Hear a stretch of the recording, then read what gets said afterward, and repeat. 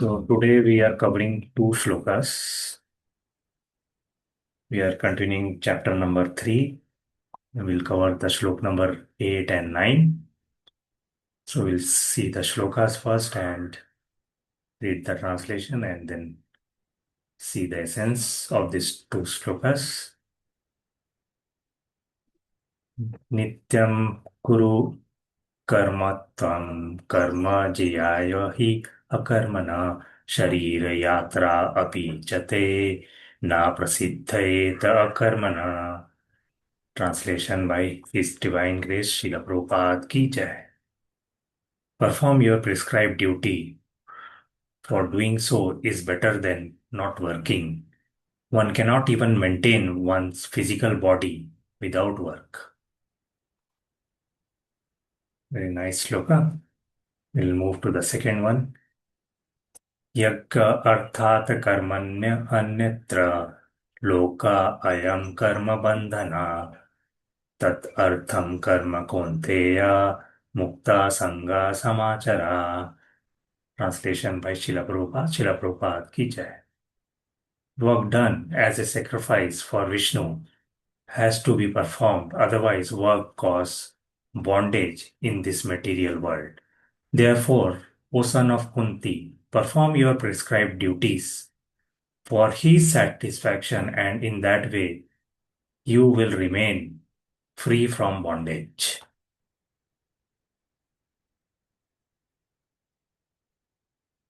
So now you see these two shlokas, how it actually convert from inaction to prescribed duty and to become a pure devotee. So we see this transformation happening when we adhere to these teachings from the Lord. So he is calling for action. So why he is calling for action? We have seen this from the past times during Mahabharata, what Arjuna did. And also when you see day-to-day life, you just imagine a professional, let's say a working professional who is, you know, he is going to daily work and he have so much of work stress that he decide to quit everything. And then he actually decide to go to a mountain. And after going to a mountain, he thought he actually get rid of all the stress in the office, in the family life, and he moved towards the mountain. He thinks he can peacefully sit there and there will be no disturbance to his mind or to his day-to-day activity. But going there, he finds that he is constantly thinking, right? He cannot stop thinking. And what he is thinking that his past days, how he missed so many comforts. And he start thinking about all his rivals, the past rivalries.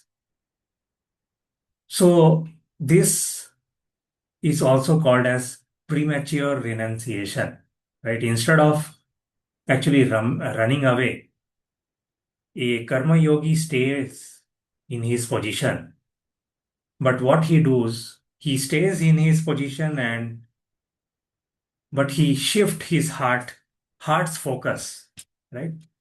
Instead of constantly thinking about his enemies, his comforts, he just shift the focus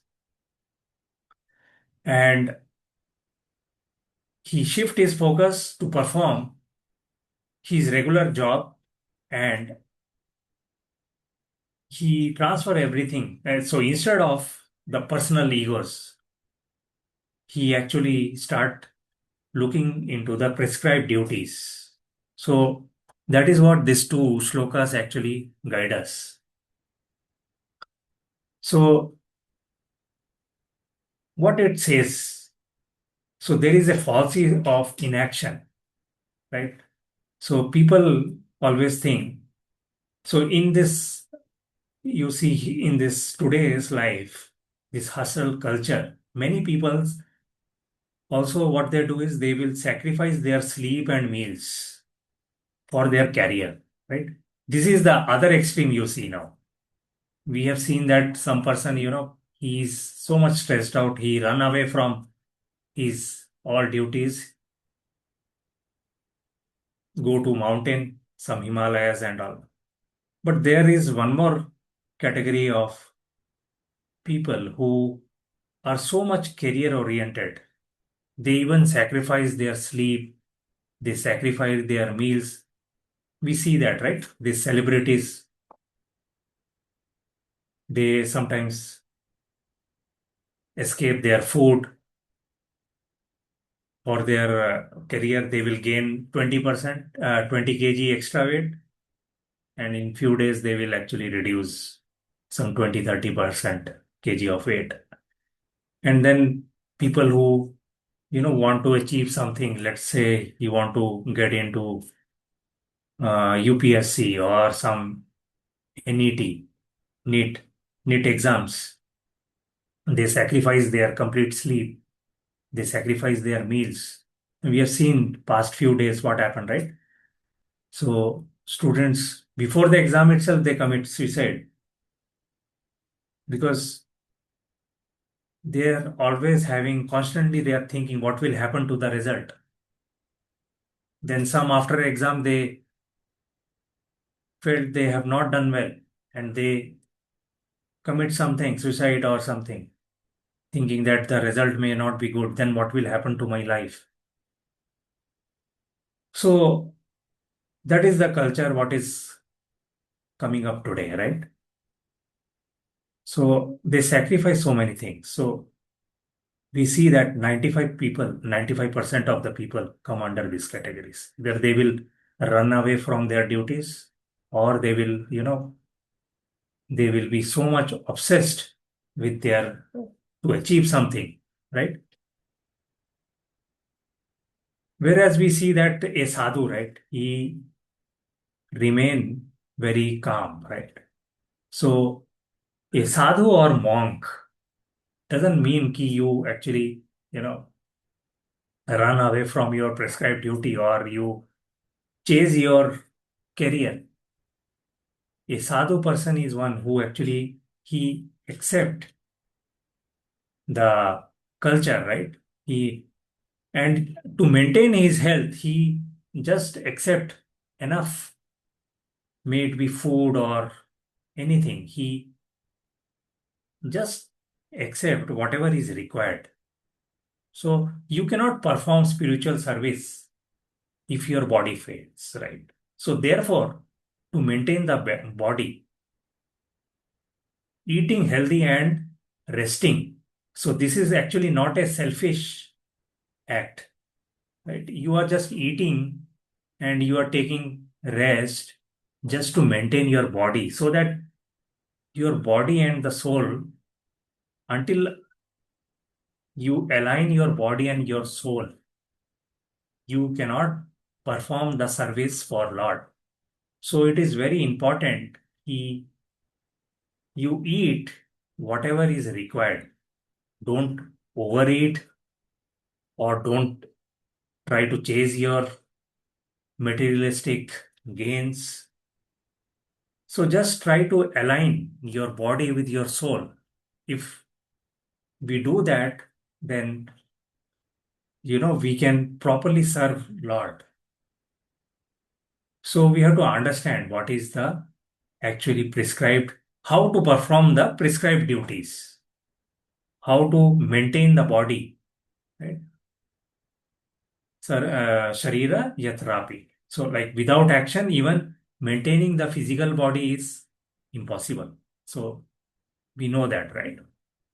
If you leave everything, you only focusing on serving, you're not taking care of your body, then what will happen? Gradually, your body will fall and your bhakti will also fall.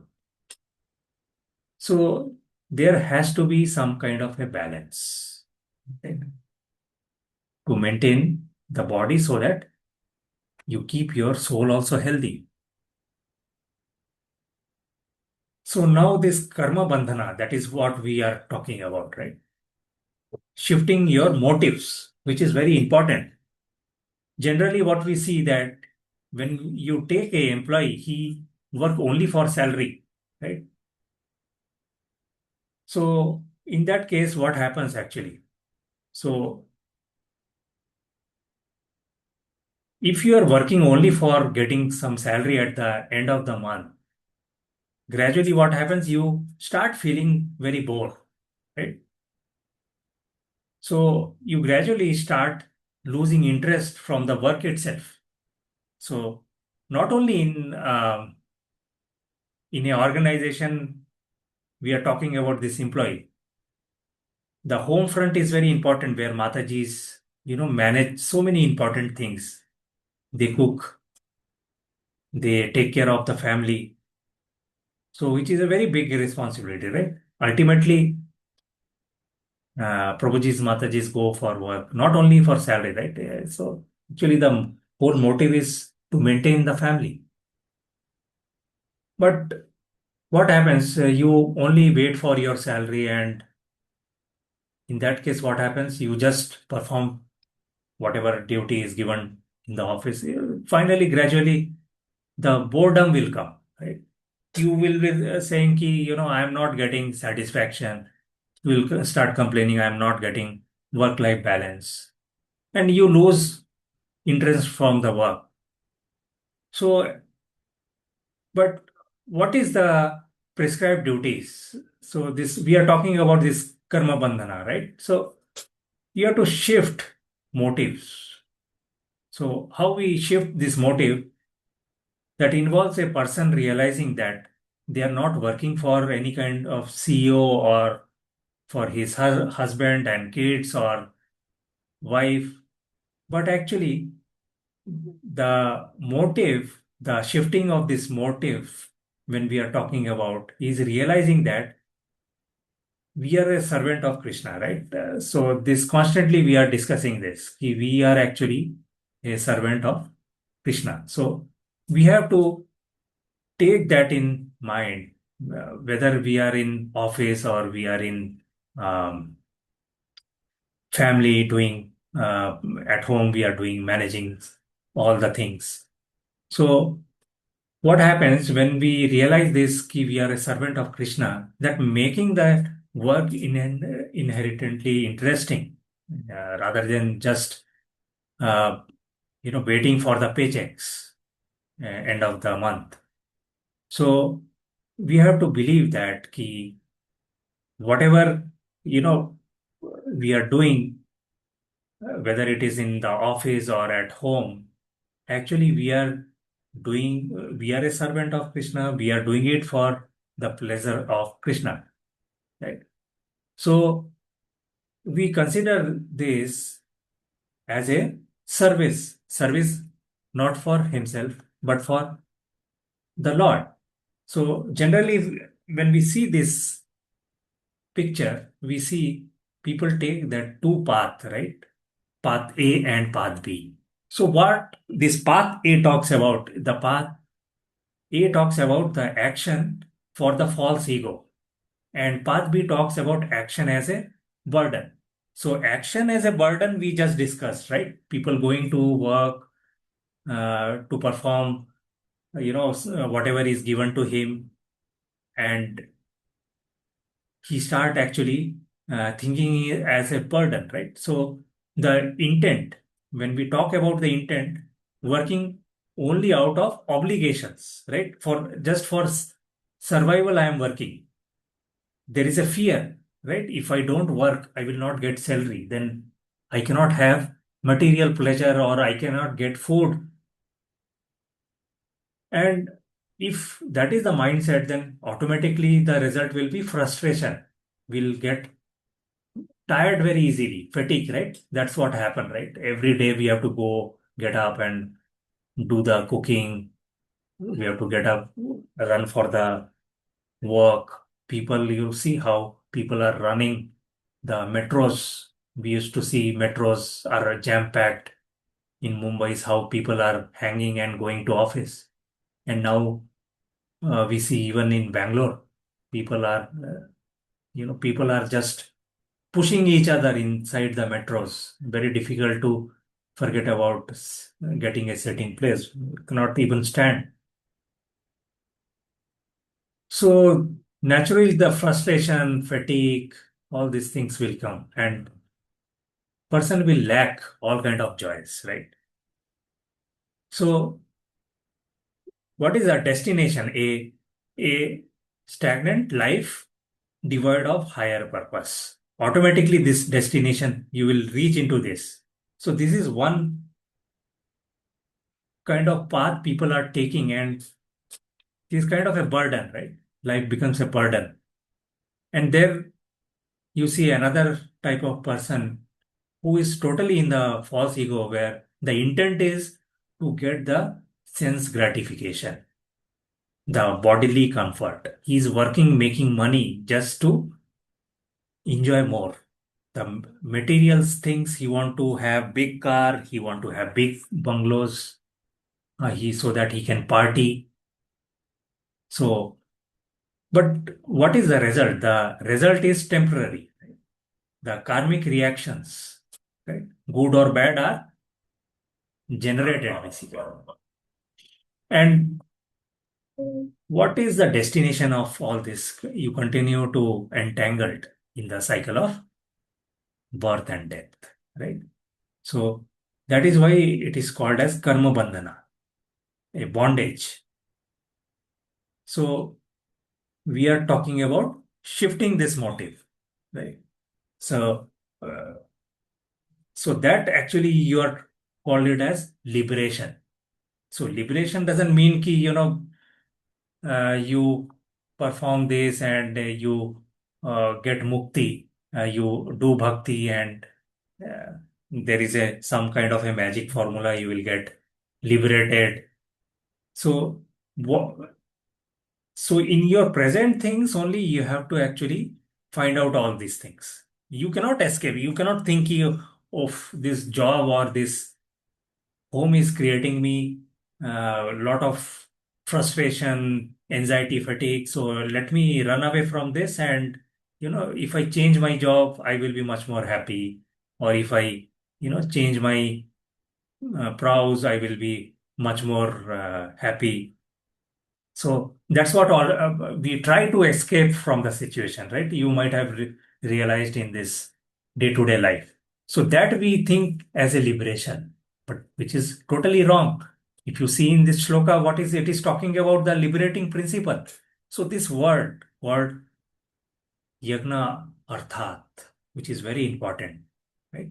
You see this particular shloka, it is talking about the formula about. So yagna means, so people think, just make fire and do sacrifice, so it becomes yagna. So all my things all my troubles will get destroyed if I perform some kind of yagna. But we have to understand, yagna definitely means Vishnu, right? Sacrificing for Vishnu. So all work must be explicitly done as a sacrifice, no doubt, but for the pleasure of not self, but for the pleasure of Supreme, right? So freedom from reaction. That is how work done for Vishnu generates no material reaction. So if you want to liberate from all this frustration of day-to-day life, it is not that you either go to some mountain or you change your job or you change your family. We have to understand that whatever situation we are today, right? Don't try to escape that. It is given to us for some purpose, and we ourselves has to work out, right? Not by escaping, not by escaping. You see, if you compare other person, you may see that there are person who are in a very distressed situation, maybe thousand and thousand times than us. right? But they are performing all that is required, yagna artha, right? They are working for Vishnu or for the Lord, and then how they are getting liberated. So never complain, never complain your boss or your family members. So Mukta Sangha, this is the liberated states by dedicating the fruit of labor to the Lord. So whatever I am earning or I am working for, I actually keep it for Lord pleasure, right? The fruits, the my fruits of whatever labor should go to Lord. So you see, every religion, it is written very clearly. You take it Quran, Bible, or you take it our Dharma, Hindu Dharma. So some portion of our result is dedicated to Lord for His pleasure. So ultimately, if we started thinking about His pleasure, then only we can get self pleasure. So you are no longer working to serve the material energy, what we call as Maya. So as long as you are serving to Maya, then you cannot avoid these miseries. So you are actually utilizing the material energy to serve spiritual source. So that is the principle of actually liberation. Yagna arthat. So what we called as shifting the paradigm. That is from worker mentality to become a devotee. You see the comparison here, the material work and the spiritual work, right? So material work is karma and spiritual work is called as bhakti, or you can also call it as yagna. And you see the different dimensions here where, you know, the physical action might look identical. You see a worker or a devotee, their physical action looks similar. Suppose you may not come to know in office when you see there people are working in a office, some may be just a worker and some may be a devotee. Both are, when we say looks identical, means they are also going office, they are also earning salary. But what is the difference? There is only shift in the consciousness that changes the entire result. So for material work or karmi, the mindset is I am the doer, right? This wealth belongs to me. Whereas the person who is spiritualized, he says, I am only the instrument. And whatever I am gaining, this actually is not mine. It is actually belongs to Krishna, right? Which is very valid, right? Whatever you actually gather by hooks or crooks or by any effort, anytime we know, anytime it can be snatched from us. Can we say that key, whatever we are gathering or collecting, it will be permanently with us? No, right?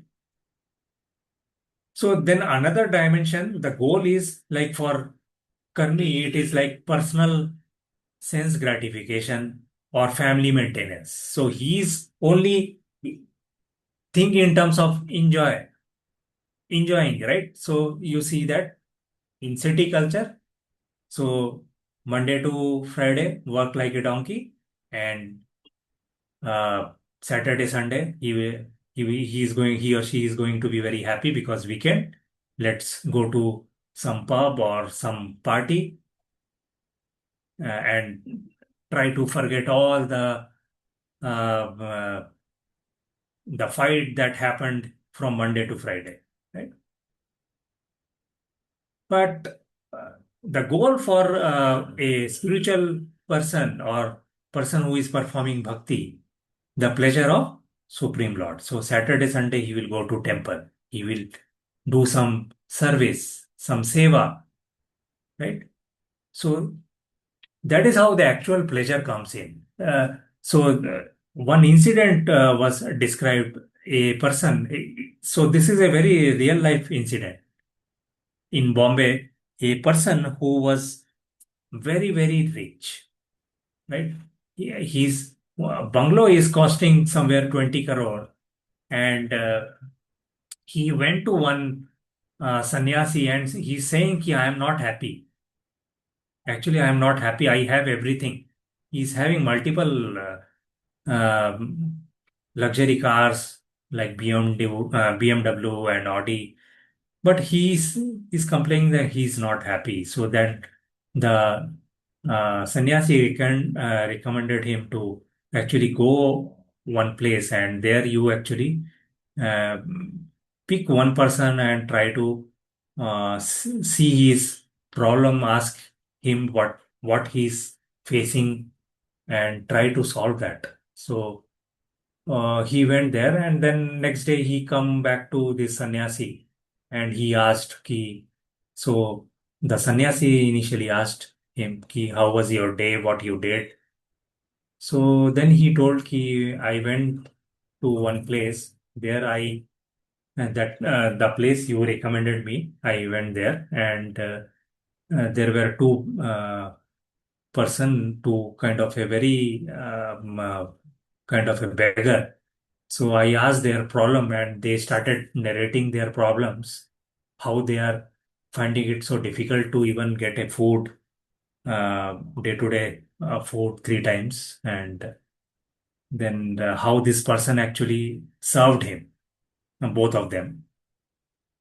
And then he started, the sannyasi asked him, ki, what is your realization? He said, ki, though I am sometimes get very happy when I get so much money and I build asset. But first time I realized that ki when I am serving these two person, uh, I gave them the food and whatever is required, and they actually blessed me.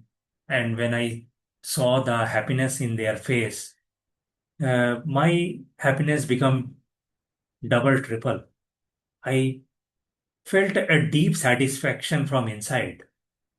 So you see that ki any kind of work done for other pleasure, it give more satisfaction compared to doing self, right? So now imagine what you when you serve to Lord, what level of happiness or satisfaction you will get. So that is why we have to stop complaining our workplace. We have to stop complaining at our family members. So you see the effort level for a material worker, they easily get drained, right? That is the reason. They become very competitive, they start quarreling, they feel everything as a obligation. Whereas the spiritual or person who is performing bhakti, he feels so joyful, right? He is so happy from within inside. So that is nothing but the shifting paradigm. So if we are practicing that, we can actually realize. Otherwise, if we just listen and go back to our work, continue the same thing, it's very difficult to realize. So, how to spiritualize day-to-day activities, right? Maybe at workplace, at home, or at your mind. So, actually, everything starts from your mind. So, the shift, right? We are talking about the shift. It's start from the mind actually. Then only you can the shift will happen day to day, what we call as day to day yajna. Because see, how much time we are uh, doing the devotee association and reading Bhagavad Gita or Bhagavad Puran. Most of the majority of the time we have to do in at your workplace or your kitchen or your house cleaning, cooking, right?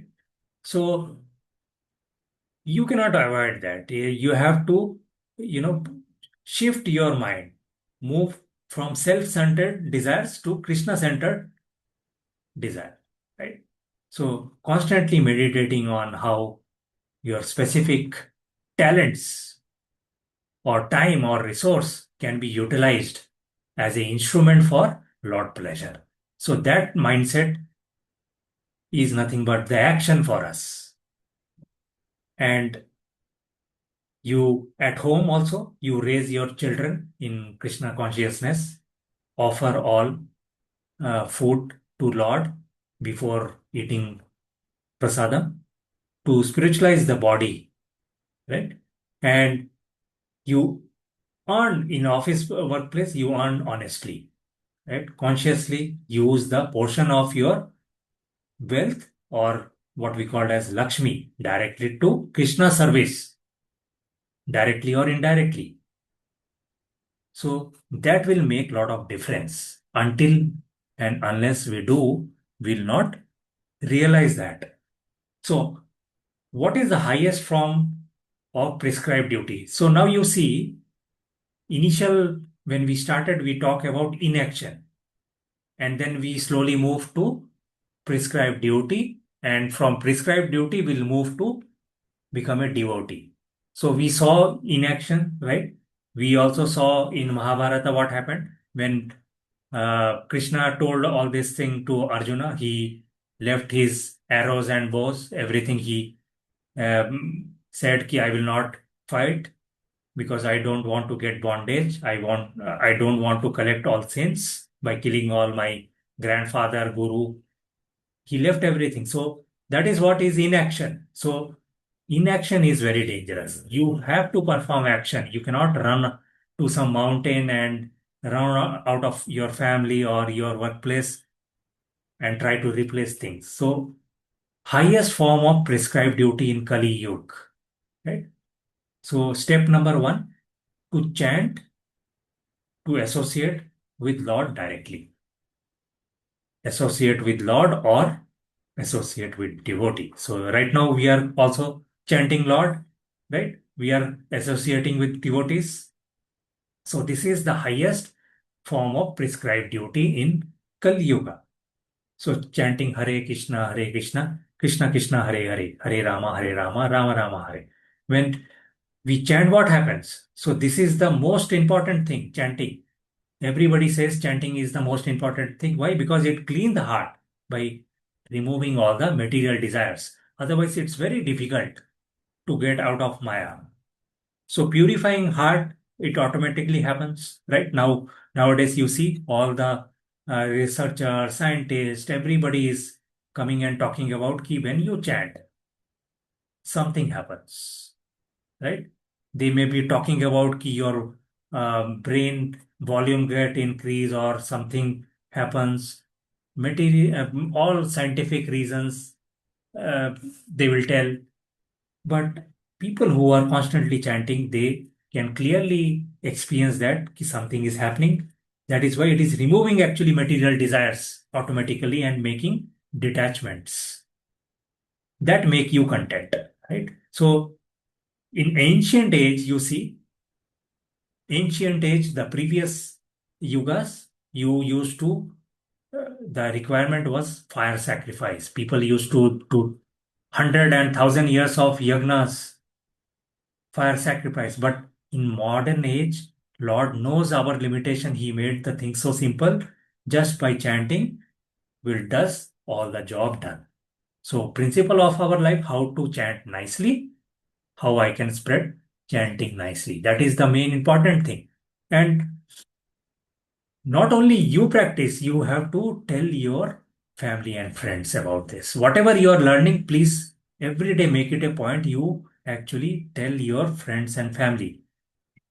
So yesterday, actually, the interesting thing happened. I was talking to my friend, and he was telling he's not a devotee, but he's very interested in bhakti. And he said, Ki, okay, you people are in ISKCON, but I go to one doctor, and this doctor is a bhakta. And he says ki in ISKCON, actually, you have to pay 1 lakh fee to become a member. So you see the mindset ki how people actually misguide. So he's saying ki you have to pay 1 lakh fee if you want to become a member in ISKCON, and uh, you know then he's asking ki whatever seva you perform in your temple, only ISKCON member can do that. Nobody else can do that. So, uh, so this kind of confusion actually make them get away from getting into bhakti. So you have to connect with your friend, connect them to ISKCON or bhakti. Tell them what Bhagavad Gita is saying, right? So even if they are astic, let's say they are not even listening. So very good if they are interested in bhakti, you can easily bring them, tell them what is the what Bhagavad Gita is saying. But if they don't want to listen to you, they are astic. You might have seen in your family itself, people are members are very astic. They are materialistic. So, but don't give up. Give them at least prasadam. So you will see slowly things are changing. So actually, if you see, Krishna consciousness is like distributing fortune. Srila Prabhupada, many times he mentioned that ki it is like we are distributing fortunes. The good luck we are distributing. So spiritual medicine. So if you see, if we are everybody is running after money. We are seeing day-to-day life nearby. Everyone is moving, uh, running after money. So just realize that what money actually solve it is temporary, right? Temporarily, your body needs it is solving, right? But spiritual solve the root cause of all the miseries. With money, maybe you can go to the hospital for a higher treatments and all, but still there are limitations, right? But that is why the spiritual, uh, when you solve spiritually, start thinking spiritually and start solving the spiritual, uh, it actually solve the root problem. The miseries, the four misery we always talk about, Janma, Mrityu, Jara, Vyadhi, right? Money cannot solve that. To some extent you can actually, of course the money is important. It doesn't mean ki we are saying ki you leave your job, you that's what we also mentioned, that ki don't run away from your present situation. Let it be. Don't compare with other person. He's earning more, he's more healthy, he's having more. Why God is, I am doing bhakti. Why God is given me limited things compared to him? He is not bhakti. He is not a bhakta, or he's having so much. Still, he's having so much. Why I am not having? Don't compare the situation. What you are in, you have to see that key. All these things are actually in material world. Things are temporary, right? Things change very fast, right? So this is not going to stay longer. So we have to focus on the root problem, the four miseries. So pleasing the Lord. Krishna also mentioned that in Bhagavad Gita. He says, Krishna says, who is my most dearest servant? The one who share this confidential knowledge. So a person don't have to be a scholar or, Bhakti Shastri to tell all this. When we hear all this, we actually start telling our neighbors, our family, our friends that what is the confidential knowledge inside Bhagavad Gita that Krishna is mentioning about. And Krishna is saying that my most dearest servant is the one who shares this confidential knowledge, the most confidential knowledge, and the confidential knowledge we have the complete chapter. So when we do that, it shield the preacher, one who connects. Actually, Krishna protects him from Maya. You don't think if I don't earn, if I will not go to higher hospital, the advanced hospitals for my advanced treatment. Who will do that? How that can be done without I have so much of money? Actually, Krishna protects us from Maya, right? Many big accidents can convert into a very small accidents when you take the shelter of Krishna. So that is why we are talking about creating fortune and distributing the fortune. So the inner transformation happens from this. The inner transformation, how the inner transformation happens? Association and hearing. Take the shelter of Guru and Parampara. Hear the truth from Gita instead of mundane logic and mental speculations. Fixed on to Krishna, right? My heart is fixed on Krishna. Desires are not artificially killed. They are redirected to material enjoyment, to spiritual service. So now we are thinking in terms of instead of material enjoyment, we are redirecting our mind to spiritual services. So fearless action, executing duties without fear, because now you know that what is right and what is wrong.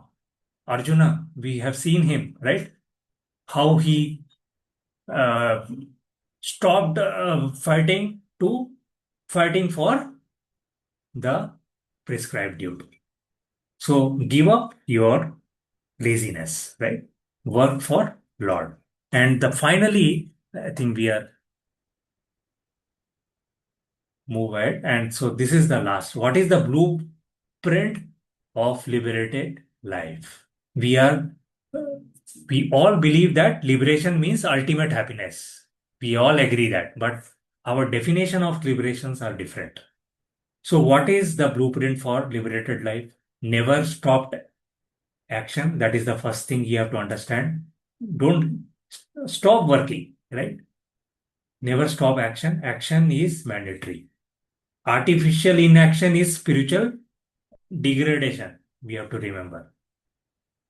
And change the beneficiary. We add beneficiary. So in bank, what happens? If you want to transfer money to somebody else, you have to add a beneficiary, right? So here in life, you have to change the beneficiary. Instead of, self, you are giving it to Lord. The beneficiary, we have to understand it is Lord.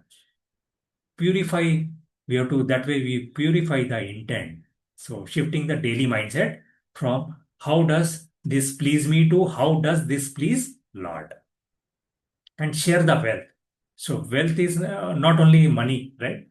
When we say wealth, it is not only money.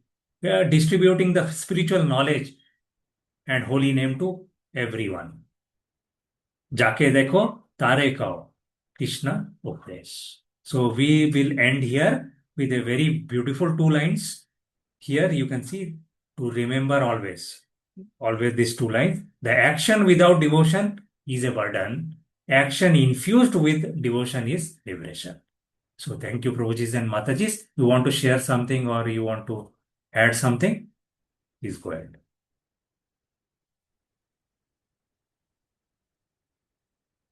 Hare